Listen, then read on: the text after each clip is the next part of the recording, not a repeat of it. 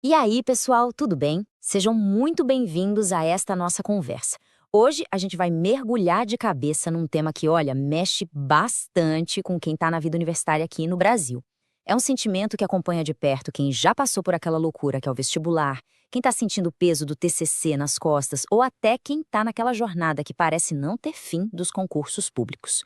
O tema é perfeccionismo. Sabe aquela busca que parece super nobre pela nota máxima, pelo projeto que não tem um defeito sequer, pela apresentação sem nenhuma falha? Pois é, mas a pergunta que a gente precisa ter coragem de fazer é: a que custo? Qual é o preço que se paga por essa busca que nunca acaba? Para guiar a gente nessa exploração, vamos usar como base o trabalho de Lu Priolo no livro Perfeccionismo, buscando a excelência com sabedoria. O Priolo nos dá uma perspectiva que é, ao mesmo tempo, muito profunda biblicamente e, olha, extremamente prática. A ideia é que a gente possa não só entender, mas também saber como lutar essa batalha que tantas vezes acontece aqui dentro. Então se prepare, porque a gente vai fundo nisso. Pensa um pouquinho naquelas noites em claro, sabe? Com os olhos ardendo na frente do computador, revisando um trabalho pela, sei lá, 15ª vez. O que move essa necessidade? Muitas vezes é uma vozinha interna, um crítico super exigente que fica falando: ainda não tá bom, dá pra melhorar, não pode ter nenhum erro. Pensa também na procrastinação, aquele famoso deixar pra depois que a gente vive confundindo com preguiça. Pra muita gente, a raiz disso não é falta de vontade, mas um pavor, um medo gigantesco de não conseguir chegar num padrão de excelência que é absurdo, um padrão que na maioria das vezes nós mesmos criamos. O Lopriolo nos convida a dar uma pausa e a questionar: o que é essa busca de verdade? Será que essa dedicação toda é mesmo uma virtude que nos leva para frente, que nos faz melhores? Ou será que, sem a gente perceber, ela virou uma armadilha, uma prisão, que gera uma ansiedade que não passa e que rouba da gente a alegria, a liberdade, a criatividade? A ideia que a gente vai explorar aqui é exatamente essa. O perfeccionismo pode ser uma gaiola de ouro. Por fora ela brilha, parece um troféu. Mas por dentro ela prende, sufoca e não deixa a gente voar. Bom, e para nossa jornada ser bem clara e organizada, a gente dividiu essa análise em 6 partes principais. Primeiro, a gente vai decodificar o perfeccionismo, ou seja, entender direitinho o que ele é e tão importante quanto o que ele não é. Depois, na segunda parte, vamos agir como se fôssemos arqueólogos, cavando fundo para descobrir as raízes ocultas que alimentam essa mentalidade.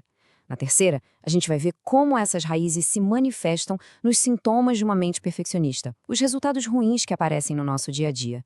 A partir da quarta sessão, a coisa começa a virar. Vamos comparar a busca paralisante pela ausência de falhas com o chamado bíblico que liberta, o chamado a fidelidade. A quinta parte vai ser bem prática, focada em ferramentas para a renovação da mente, aquele processo de desaprender mentiras e reaprender a verdade. E para fechar, na sexta e última parte, vamos levantar o nosso olhar para a esperança da perfeição futura, a única esperança que pode, de verdade, nos livrar dessa pressão esmagadora que a gente vive hoje.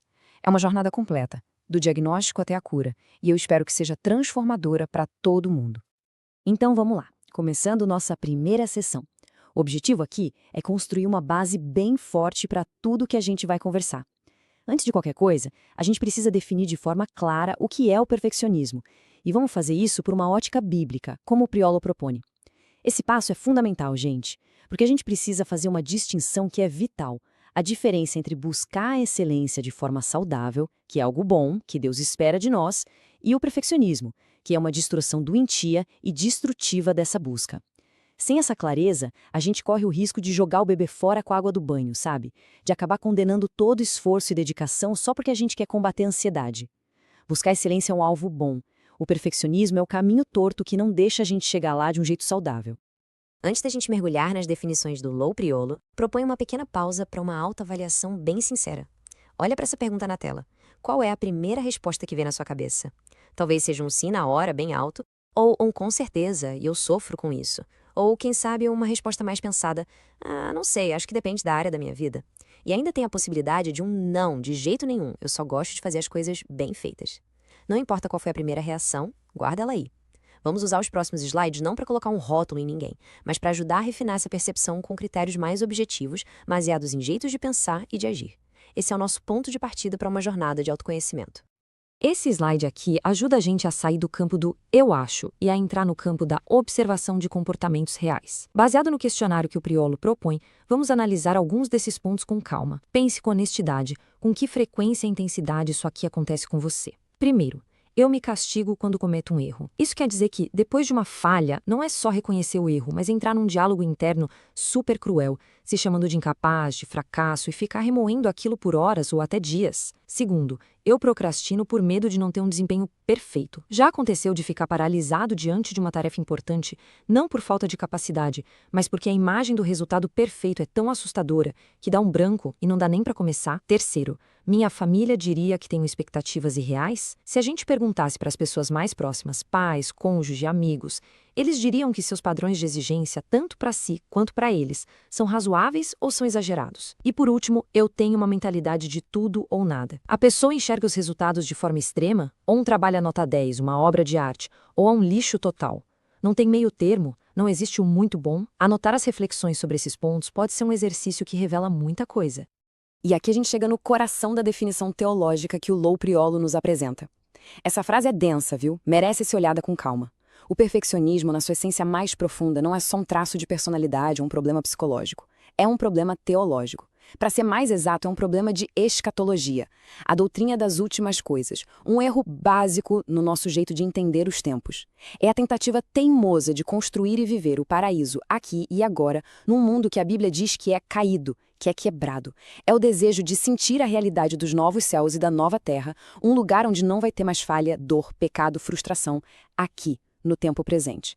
O apóstolo Paulo, lá no capítulo 8 de Romanos, descreve o nosso mundo de forma bem realista. Ele diz que toda a criação geme como em dores de parto, esperando a redenção final.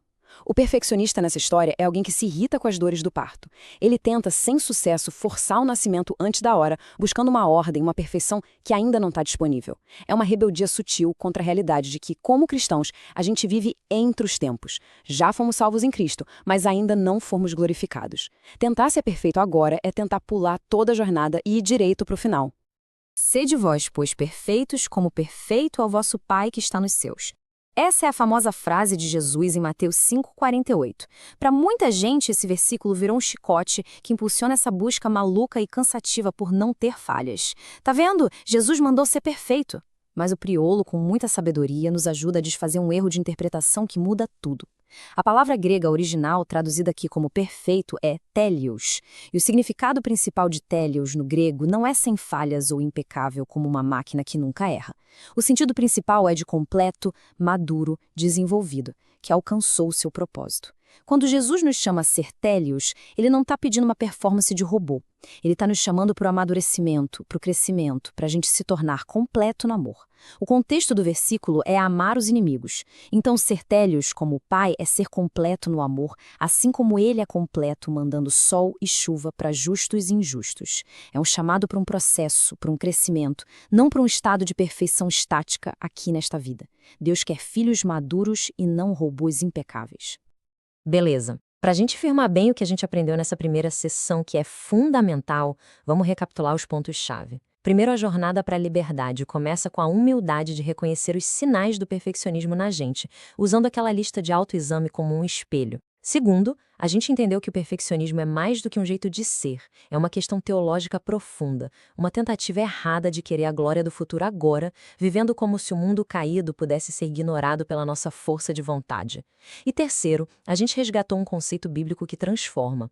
A perfeição que Deus nos chama, a perfeição télios, não é essa busca paralisante por não ter falhas, mas sim um convite cheio de graça ao amadurecimento e ao crescimento contínuo.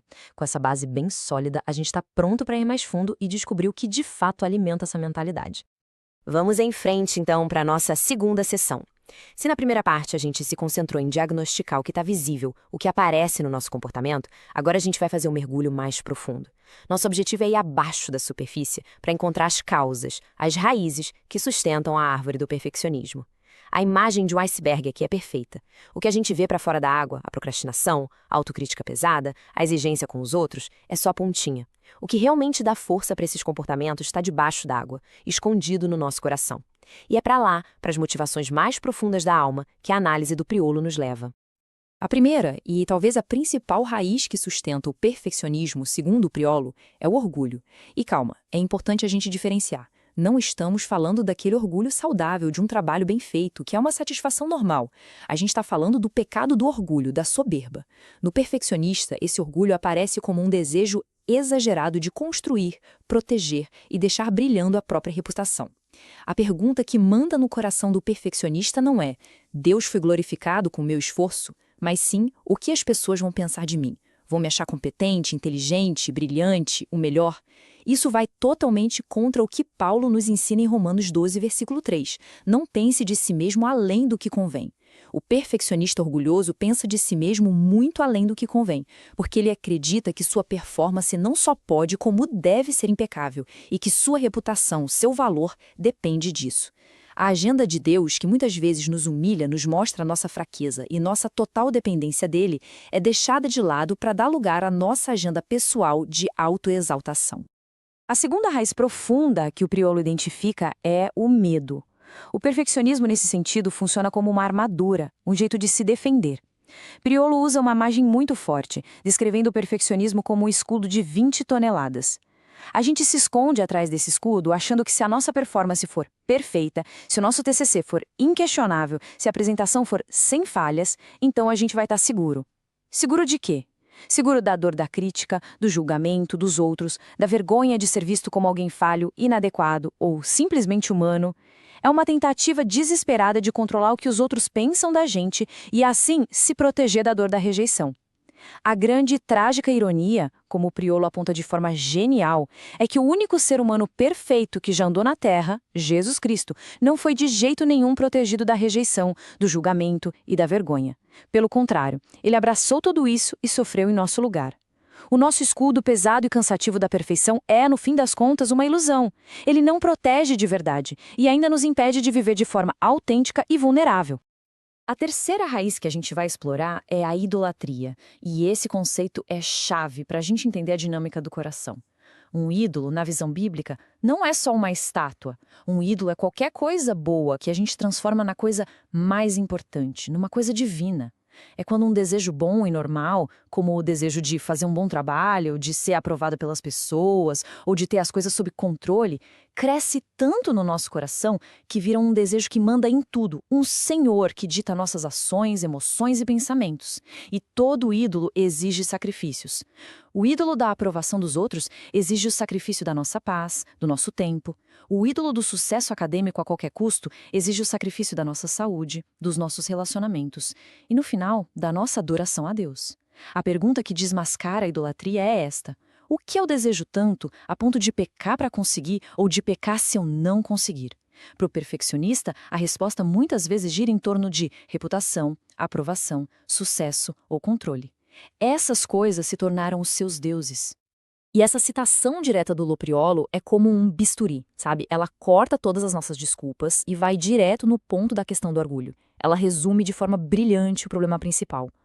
Toda a energia, todo o esforço, toda a ansiedade, tudo isso é investido num projeto. Mas qual projeto? O projeto de construir o pequeno e frágil reino do eu. Um reino onde a nossa competência é o trono e a admiração dos outros é a coroa. Enquanto isso, o grande projeto de Deus para a nossa vida, que envolve a gente se tornar mais parecido com Ele, reconhecer que dependemos dEle e mostrar a glória dEle na nossa fraqueza, fica em segundo plano, ou é completamente esquecido. Essa frase tem que nos levar a uma reflexão bem profunda sobre as nossas motivações mais secretas.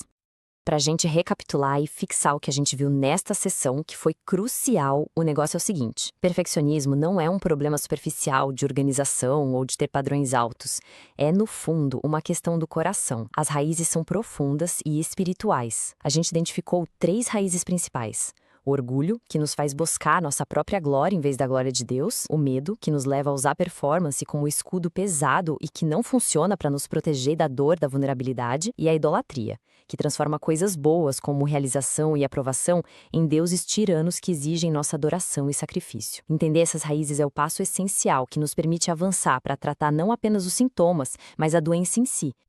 Agora que a gente já investigou as raízes profundas, vamos para a sessão 3. Aqui, o nosso foco vai ser observar como essas motivações escondidas do coração, o orgulho, o medo e a idolatria, aparecem na superfície da nossa vida. Quais são os frutos, os sintomas que a gente consegue ver no nosso jeito de pensar, de sentir e de agir no dia a dia? De que forma essa mentalidade tóxica envenena nossa vida acadêmica, nossos relacionamentos e nossa paz interior? Nesta sessão, a gente vai conectar as causas que acabamos de estudar com seus efeitos práticos e bem dolorosos Um dos sintomas de pensamentos mais clássicos e destrutivos do perfeccionismo é a distorção do tudo ou nada, também chamado de pensamento binário. O ciclo que está nesse slide é implacável. Primeiro, a pessoa define um padrão irrealista. Precisa tirar 10 nessa prova e entender 100% da matéria. Segundo, ela se esgota no esforço gigantesco para alcançar isso. Terceiro, como somos humanos, inevitavelmente aparece uma falhinha, uma questão que deu dúvida, uma citação mal formatada. Quarto, e aqui está o pulo do gato dessa distorção, a mente perfeccionista não pensa, ok, foi um ótimo esforço, talvez eu tire 9,5. Ela interpreta como fracasso total. O 9,5 é visto como um zero, porque não foi o 10 ideal. E o quinto passo é a avalanche de autocondenação. Não existe espaço para o bom, para o muito bom, ou para o excelente, mas com uma pequena falha. Só existem duas categorias, o perfeito e o lixo. Essa é a tirania do pensamento tudo ou nada. O ciclo do tudo ou nada leva a gente direto para o segundo sintoma, a autocondenação crônica. O perfeccionista vive com um promotor de justiça morando na cabeça, um acusador interno que trabalha 24/7 e nunca tira férias. Priolo chama isso de se castigar. É uma voz que está o tempo todo apontando o erro, aumentando a falha, lembrando da inadequação. O mais trágico disso, olhando pela fé cristã, é que a pessoa está, na verdade, fazendo o trabalho de Satanás, que a Bíblia chama de o acusador dos irmãos. Enquanto a palavra de Deus diz com todas as letras em Romanos 8:1 que não há nenhuma condenação para quem está em Cristo Jesus, a mente perfeccionista vive sob um estado constante e pesado de autocondenação. Ela, na prática, ignora o perdão que recebeu de graça e vive como se precisasse conquistar a própria aceitação através de uma performance impecável, uma tarefa impossível que sempre vai acabar em frustração. Outro fruto tóxico que nasce do perfeccionismo é a paralisia da indecisão. Já aconteceu de passar horas, talvez dias, pesquisando a melhor fonte para um artigo, o melhor tema para o TCC, a melhor forma de começar um texto, e no final não ter escrito uma única palavra? Isso acontece porque o perfeccionista não está buscando uma decisão boa ou sábia. Ele está em busca da decisão perfeita, a escolha mítica que garante um resultado impecável e sem riscos. Como essa decisão perfeita não existe na realidade, o medo de escolher a opção errada, que na verdade é só uma opção menos que perfeita, se torna tão grande que a pessoa simplesmente congela. Fica paralisada pela análise. Priolo aponta que isso não é só estressante, mas também uma péssima administração do tempo que Deus nos deu, um recurso precioso que, como a gente lê em Efésios 5, somos instruídos a usar com sabedoria. O perfeccionismo raramente é uma doença que afeta só o indivíduo. Ele sempre acaba contaminando os relacionamentos. Priolo descreve a figura do perfeccionista push, que a gente pode traduzir como intrometido ou exigente. É aquela pessoa que pega os seus padrões irreais e joga em cima dos outros. No grupo de trabalho da faculdade, é aquele que refaz a parte do colega escondido porque não estava bom o suficiente. No relacionamento, é quem está sempre criticando pequenas falhas do outro. Em casa, são os pais que exigem dos filhos um desempenho perfeito. E o mais sutil é que essas pessoas raramente se veem como críticas ou arrogantes. Elas acreditam de verdade que estão só ajudando, incentivando a excelência. Mas na prática, a mensagem que elas passam é de impaciência, intolerância a falhas e um amor condicional, o que gera frustração, ressentimento e distância nos relacionamentos. Concluindo esta terceira sessão, o quadro que se forma é bem sombrio, né? A gente viu que as raízes de orgulho, medo e idolatria não ficam escondidas. Elas produzem frutos amargos no nosso dia a dia.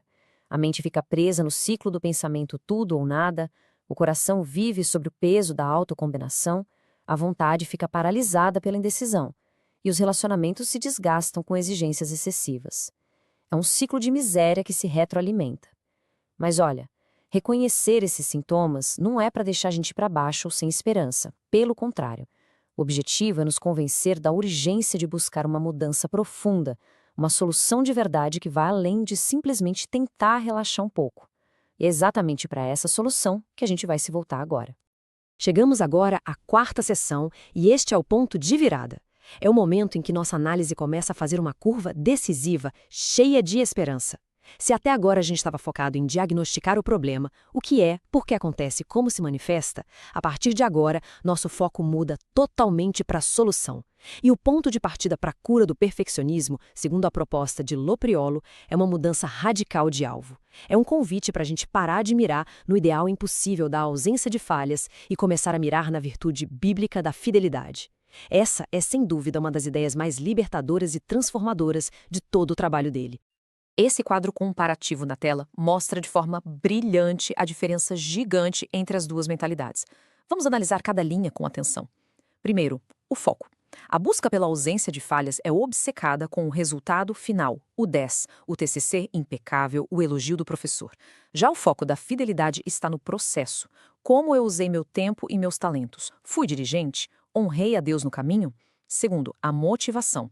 A ausência de falhas é movida pelo medo, da crítica, do fracasso e pela busca de aprovação humana. A fidelidade, por outro lado, é movida pelo amor e pela gratidão a Deus. Terceiro, a fonte de poder. O perfeccionista confia no próprio esforço, na própria inteligência.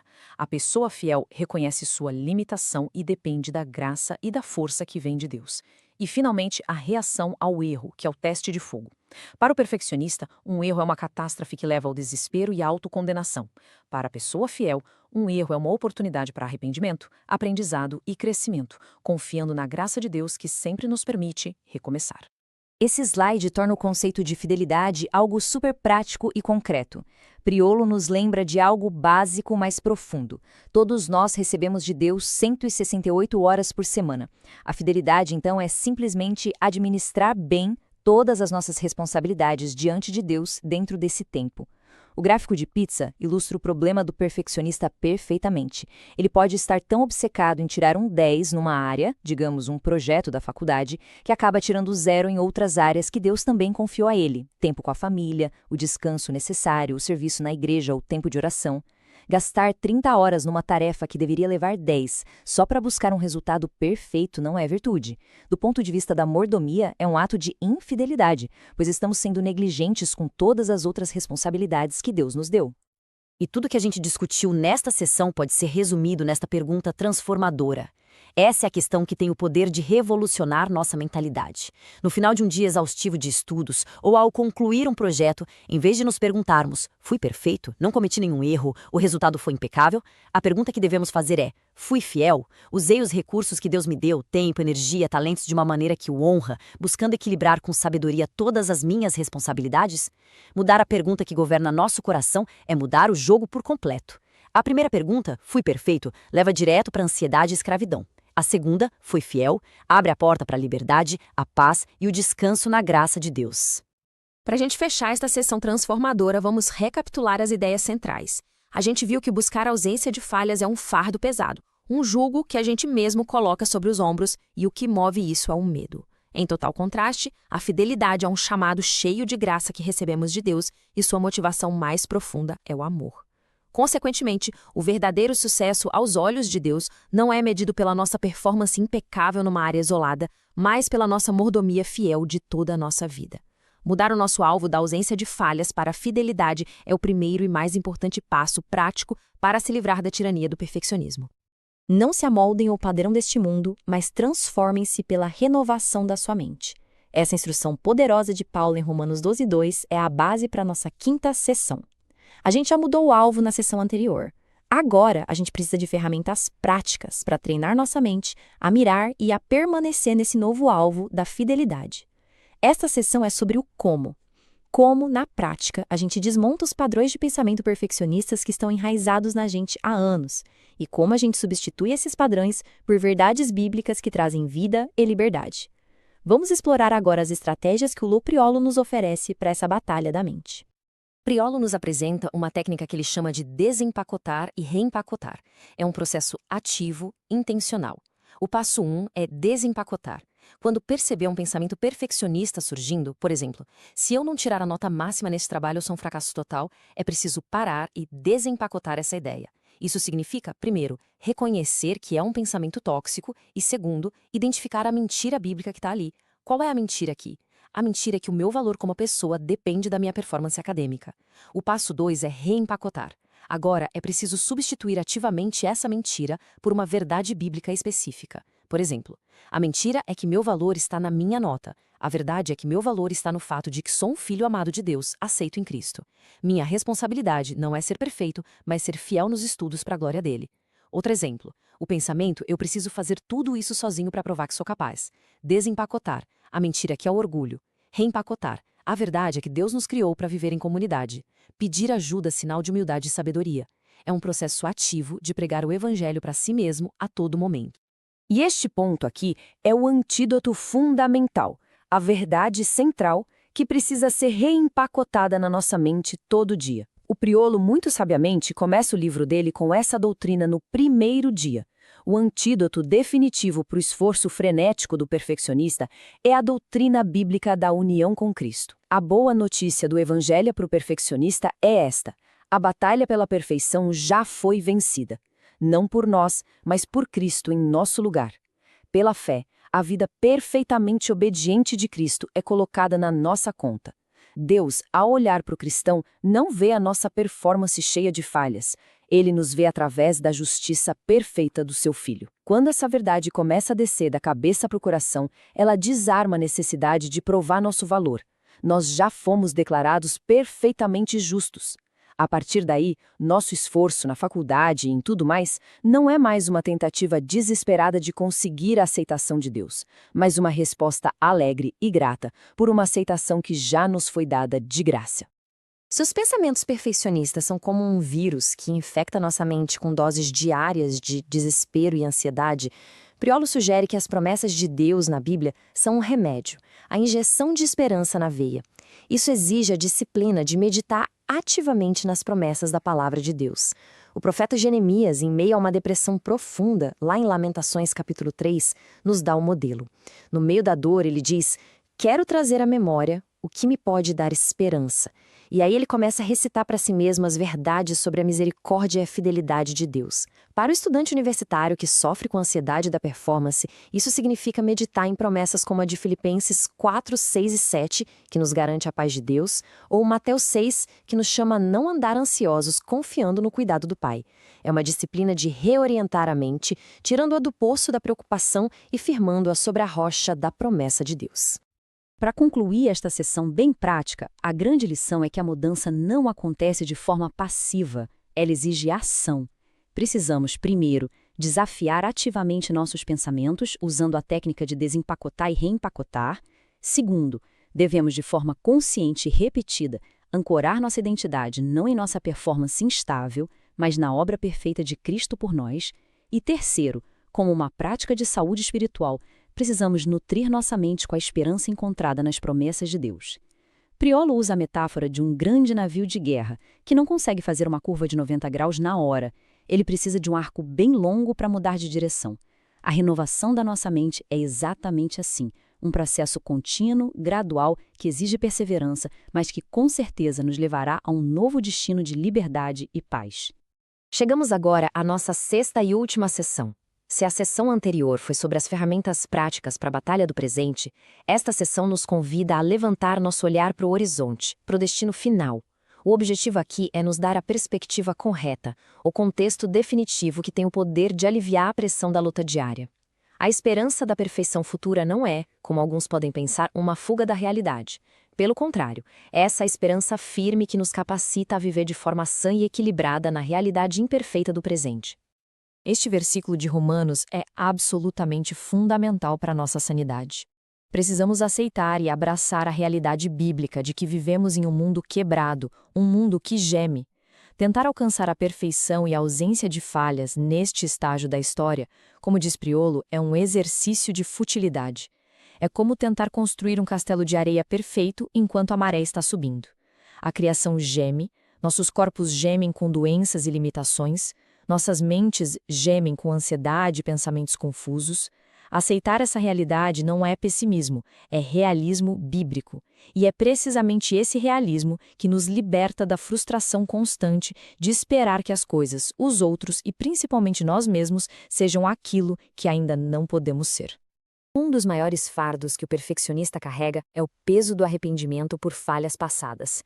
Ele vive remoendo decisões que tomou, erros que cometeu em provas, palavras que disse de forma errada. Priolo chama isso de remorsos vãos. A alternativa bíblica não é fingir que os erros não aconteceram, mas sim vê-los através das lentes de um passado redimido pela graça de Deus. O apóstolo Paulo é o nosso maior exemplo. Ele se via como o menor dos apóstolos porque havia perseguido a igreja. Ele nunca negou seu passado, mas ele não ficou paralisado lá. Ele declara com convicção: pela graça de Deus, sou o que sou. Ele via seu passado não como uma fonte de condenação, mas como um pano de fundo escuro que fazia a graça de Deus brilhar ainda mais. É assim que somos chamados a olhar para nossas falhas, não com o remorso que nos paralisa, mas com o entendimento humilde de que Deus, em sua soberania, usa até mesmo os nossos erros para nos moldar e nos ensinar. E aqui está a promessa final, o grande clímax da história. Este versículo em Colossenses nos dá a certeza inabalável da nossa futura glorificação. Haverá um dia em que a perfeição que tanto queremos e pela qual tanto lutamos em vão será nossa, não como resultado do nosso esforço, mas como um dom final da graça de Deus quando formos manifestados com Cristo em glória. Nesse dia, seremos perfeitos sem esforço, seremos santos sem luta, seremos completos sem nenhuma falha. Essa esperança gloriosa não é para nos deixar passivos agora. Pelo contrário, saber o destino final nos dá a paz, a segurança e a motivação para corrermos a corrida do presente com perseverança, mas sem o peso do desespero. A gente sabe que a linha de chegada é certa e que a vitória final já está garantida em Cristo.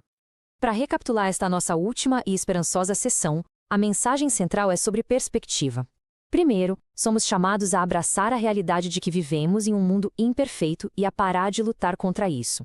Segundo, devemos olhar para o nosso passado com a perspectiva da redenção, confiando que Deus é poderoso para usar até os nossos fracassos em seu plano, em vez de ficarmos presos em remorsos que nos acorrentam. E terceiro, devemos olhar firmemente para a frente, para a esperança certa da glória, e deixar que essa esperança futura alivie a pressão esmagadora de ter que ser perfeito aqui e agora. E assim a gente chega ao final da nossa análise. Se pudéssemos resumir toda essa jornada em uma única frase, seria esta: a libertação do perfeccionismo é uma caminhada da autossuficiência para a dependência de Cristo. Vimos que o problema fundamental do perfeccionismo é uma forma sutil de autojustificação, uma tentativa de sermos nossos próprios salvadores através de uma performance impecável. O caminho para a liberdade é uma troca radical de alvos, abandonar a busca pela ausência de falhas e abraçar o chamado à fidelidade. A prática diária dessa nova vida envolve a disciplina constante de renovar a mente, combatendo as mentiras com a verdade do Evangelho. E o que sustenta toda essa jornada é a esperança, a certeza de que a perfeição que tanto buscamos não é uma miragem, mas um destino garantido que nos aguarda na glória como herança em Cristo.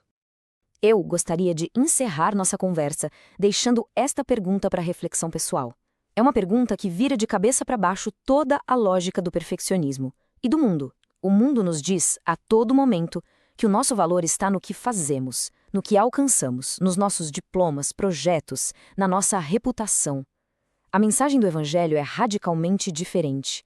E se a verdadeira perfeição, a maior maturidade, telios, que podemos alcançar nesta vida, não for a demonstração da nossa força, mas o reconhecimento honesto da nossa fraqueza? E se não for a nossa independência, mas a nossa total, feliz e completa dependência de um Salvador que já é perfeito por nós? Meditar profundamente sobre isso tem o poder de mudar tudo. O que fizemos aqui hoje foi uma análise panorâmica e aprofundada da obra de Lou Priolo. Mas olha, tem muito mais profundidade e detalhes práticos no livro, que é estruturado como um devocional de 31 dias, guiando o leitor passo a passo. Se este tema mexeu com o coração, se houve uma identificação com essa luta, eu encorajo fortemente a buscar o material original e outros recursos que o próprio autor recomenda. A jornada para fora da prisão do perfeccionismo é um processo, uma maratona, não uma corrida de 100 metros. Ter bons guias e ferramentas ao longo do caminho é fundamental. Agradeço imensamente por sua companhia e atenção ao longo desta análise. Que a graça e a paz de Cristo guarde sua mente e seu coração.